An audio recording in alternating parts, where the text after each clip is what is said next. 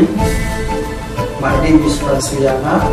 I am a lecturer from Department of Pharmacology, and I'm here to give a lecture or discussion with topics in pharmacology. The first is about Pharmacodynamics, and the other one is Pharmacogenetic. So this section contains the mechanism of drug action at cellular levels and the variability of drug responses based on genetic aspects.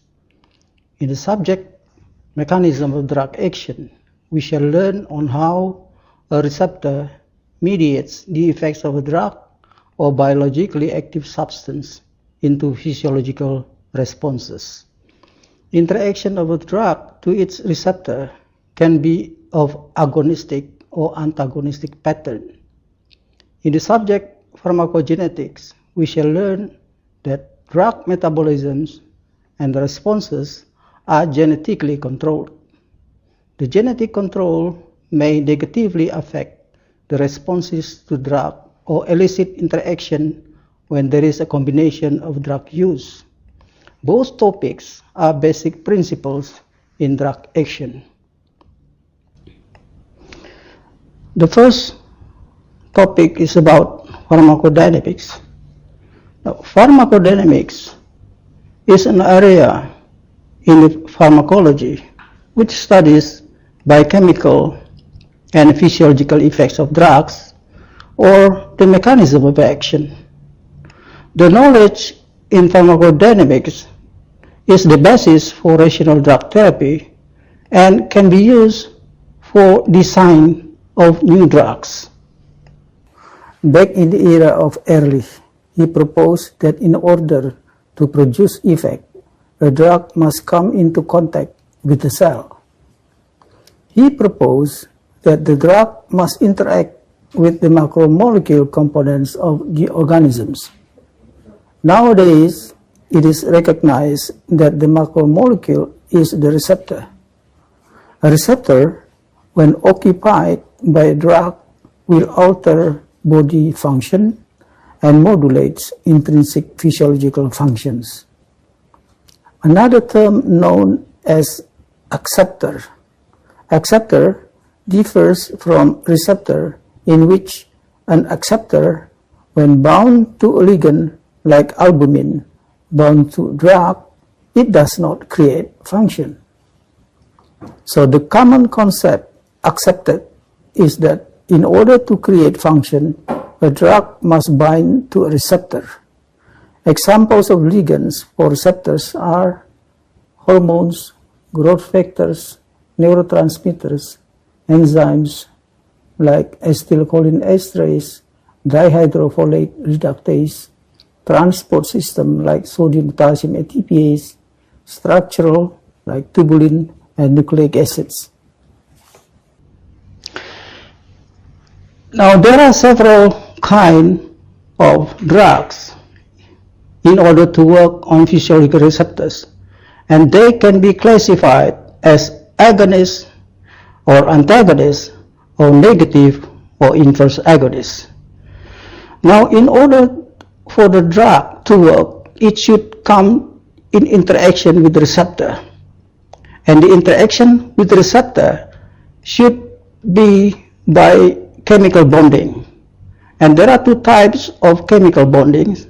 The weak one, which are ionic, hydrogen, hydrophobic, and van der Waals bonds, and the stronger covalent bonds. Now, the most important part of the drug that would determine the affinity and intrinsic activity is the chemical structure. By modification of the structure of the drug, we can modify the therapeutic effect and toxic effect ratio, and we can determine selectivity, and we also can change the pharmacokinetic profile into a favorable one.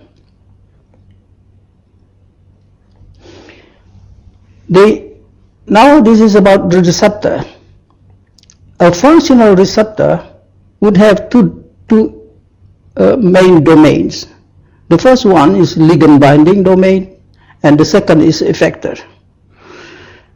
So when a ligand occupies the receptor, it can directly give rise to the generation of response to the cellular targets, or it can mediate the effect through effector proteins by production of second messengers, or via transducers.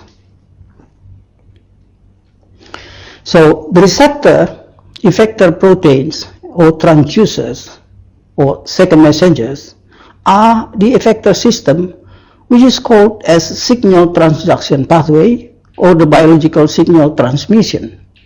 In fact, a receptor is a biochemical signal amplifier which functions to amplify the effect upon binding of a ligand to its receptor to give a physiological response. An exogenous ligand can be classified as an agonist, an antagonist, or an inverse agonist.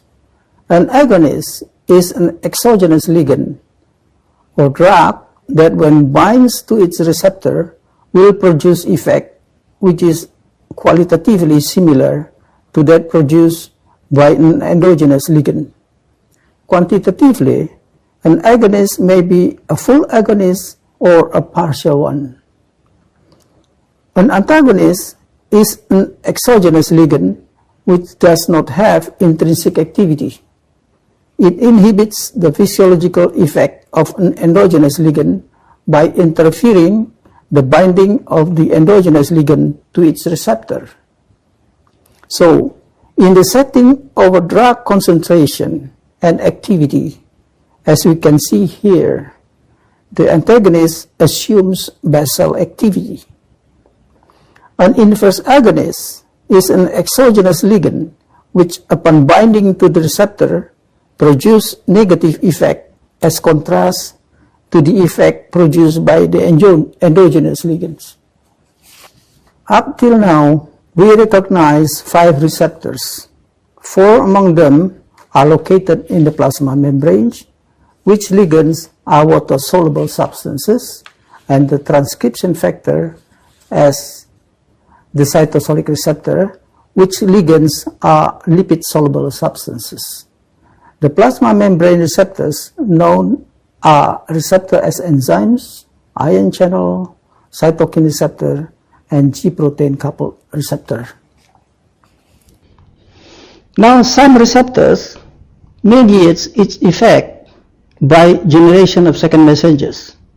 In order to fulfill the criteria as a second messenger, a certain characteristic must be fulfilled. The first one, that the second messenger should be active at very low concentration, and it should be rapidly produced. And when the signal has been terminated, there is a recycling mechanism that is used to replenish the second messengers back to its pool.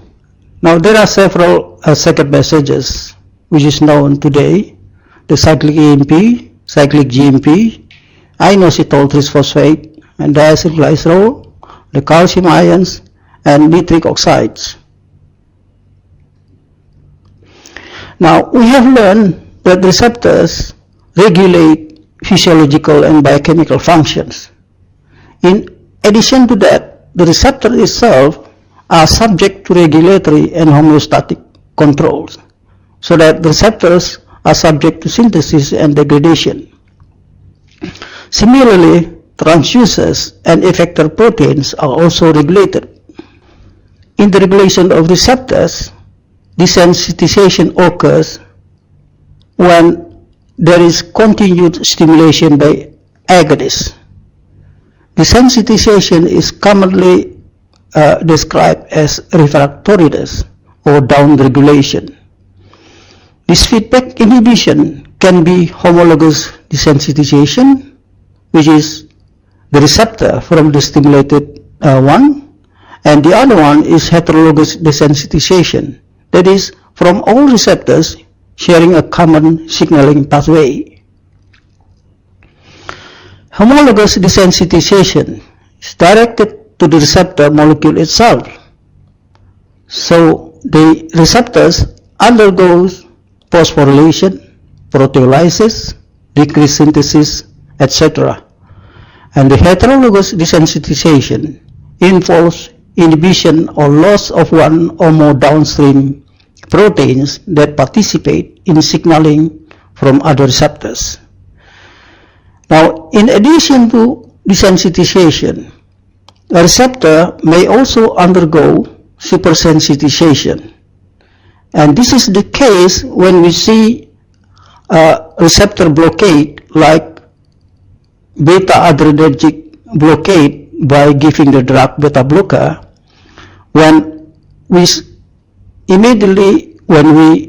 suddenly stop the administration of the beta blocker in a patient with hypertension.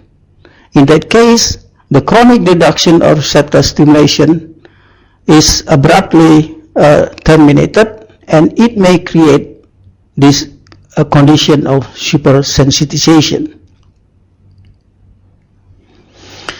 So far, we have learned the action of drug through the receptors. Now, there are other drugs that work which is not mediated by receptors. And examples are some drugs like antacids. In antacid, we see the acid-base reaction. So there is a binding to other molecules or ions.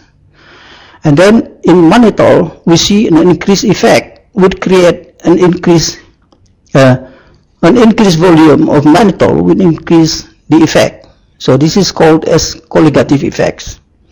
And then structural analogs of biological chemicals, like some antiviral and anti-cancer agents, disinfectants and detergents and alcohol, and so on and so forth. Now, the second topics of the basic principles in pharmacology is pharmacogenetics. Back in 1909, when Garrett described that in inborn error of metabolism, there is a deficiency of enzymes which is due to defective genes.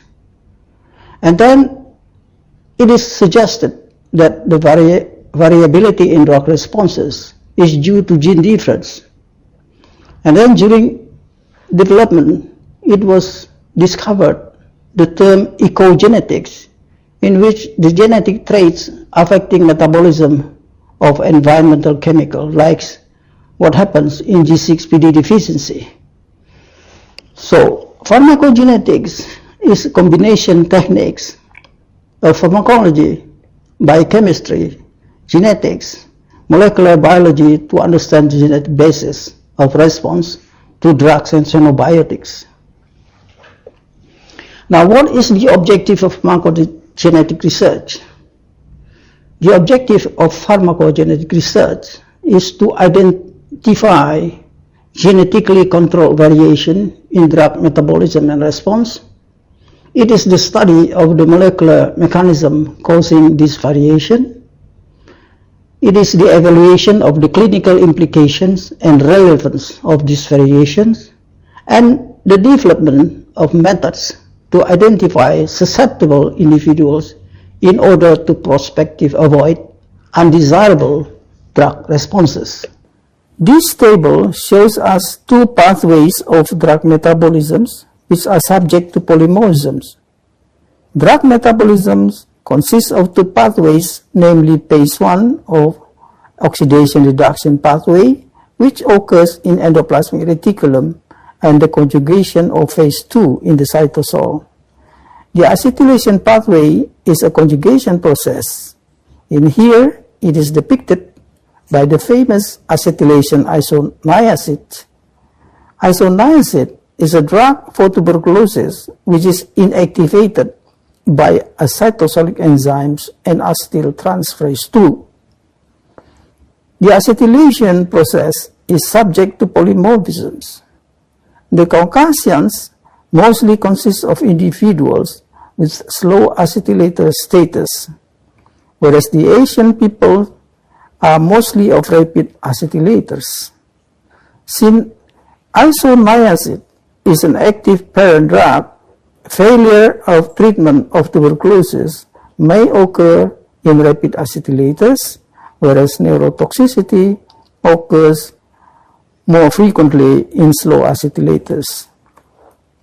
The other pathway subject to polymorphisms is oxidation reduction pathway in endoplasmic reticulum, which is catalyzed by cytochrome P450.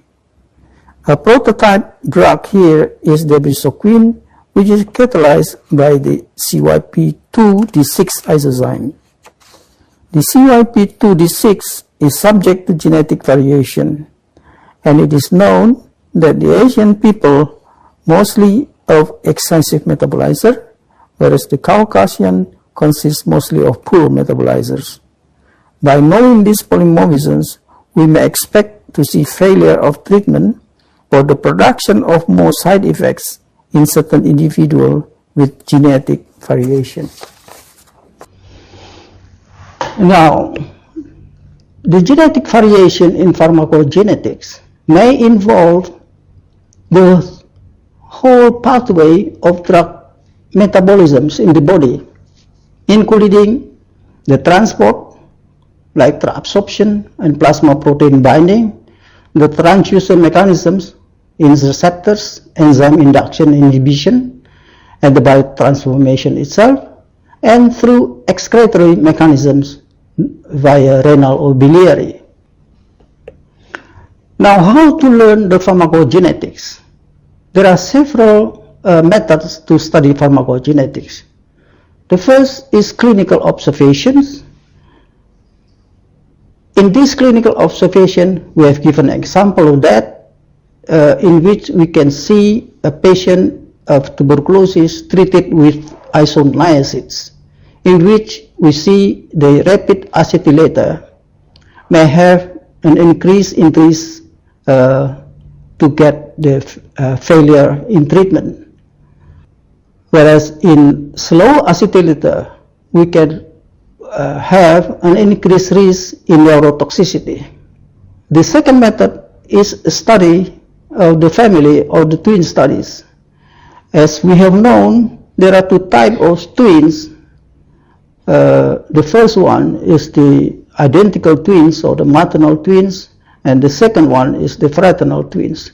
Now, if we are supposed to give a drug to twins which is identical, what we can see there, the pathway of metabolisms or the pharmacogenetic profile is very similar in both siblings, whereas in identical twins, it is not similar.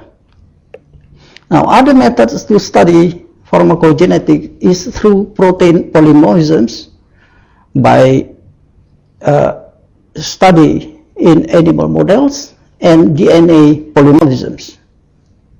Now, the mode of inheritance of drug variation given to the patient follows the same general rule in biology, so that we can have the monogenic inheritance and polygenic unimodal. This monogenic or Mendelian fashion can be autosomal or sex-linked. The autosomal can be dominant, like in hepatic porphyrias, or recessive in slow acetylation of isoniazid. And the other one is a sex-linked, which can be dominant or recessive. Now, the pharmacogenetic disorder can be classified. This is an example of the classification in which we have less enzyme or defective protein. We have a classical example here, succinylcholine apnea, and then acetylation polymorphisms. And then an increased susceptibility to drug-induced hemolysis, like glucose 6-phosphate dehydrogenase deficiency and other hemoglobinopathies, and the CYP monooxygenase polymorphisms. The first example of this is succinylcholine apnea. The succinylcholine is a substance, is a drug that is used for neuromuscular blocking agents. This drug is used to have a relaxation of the striated muscle during general anesthesia. This drug is metabolized by butyrylcholine esterase. Now, enzyme defect of the butyrylcholine esterase may result in increased apnea or prolonged apnea, or it may cause a succinylcholine resistance. In common population, the administration of succinylcholine will induce apnea as long as 3 to 6 minutes, period. In heterozygote individuals, UA, we have 5 to 12 minutes apnea, whereas in homozygous AA, we have 50 to 65 minutes apnea. So this succinylcholine apnea is shows us a very dramatic effect of a drug which clinical effect is evident by variation in genetic aspects.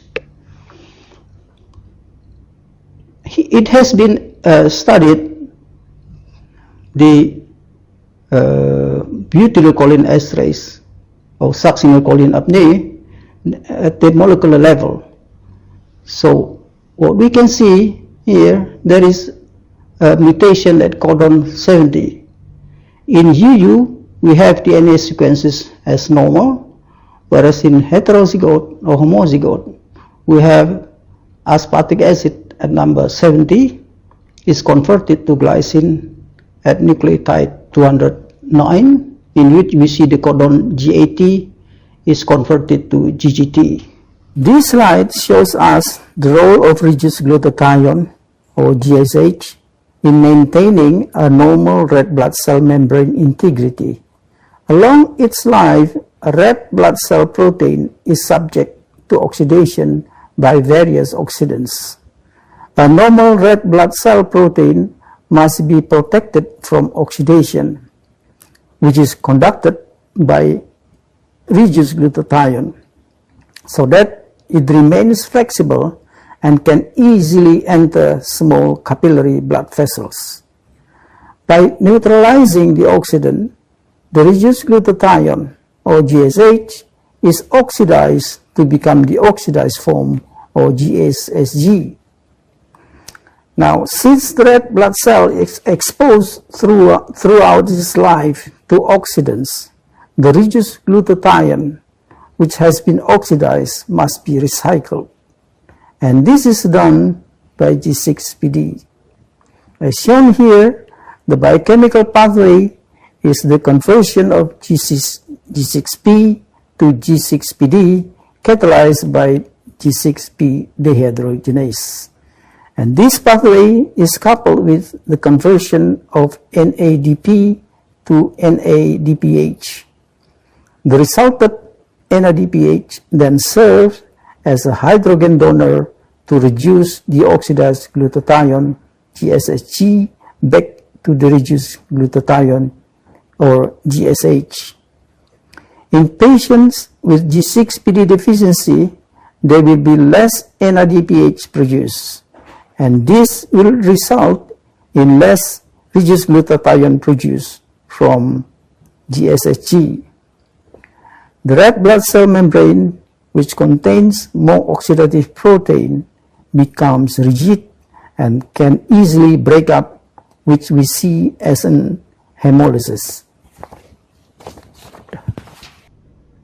Example of the drugs are acetonylate, methylene blue, nalidixic acid, that is the urinary tract infection drug, naphthalene, nitrofurantoin, and then anti-malarial drugs like pamaquine, pentaquine, and then sulfonamide like sulfacetamide, and so on. Okay, thank you very much for your kind attention. Now we have finished with the lecture or discussion on pharmacodynamics and pharmacogenetics. I hope you have questions, maybe a lot of questions, and you may address to me either come to my department or communicate with me via email